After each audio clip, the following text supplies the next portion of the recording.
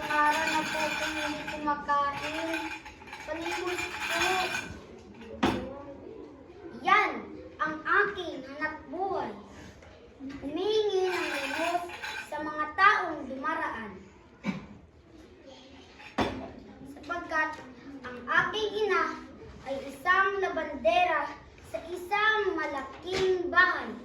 At kami nakatira sa munting maliit na dampa.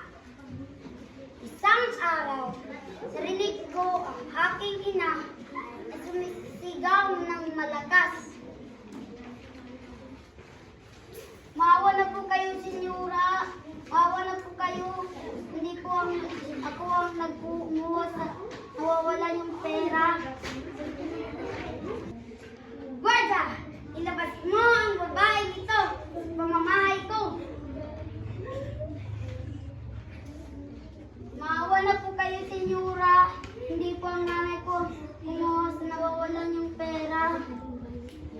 Ngunit, pinagkawalan senyora ang kanyang mga aso. Ow! Ow! Ow! Kaya dinala ko ang aking ina sa aming munting dampa. Diyan ka muna, inay. Humingi mo na akong aking tulong at naman ninyo. Palimos po. Palimos po. Maawa na po kayo sa akin.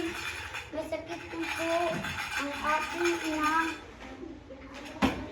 Pagdating ko sa aming bahay, napagod sa pamimos. Inay, nasan ka, inay? Inay! Nasan ka, inay? Inay, gising!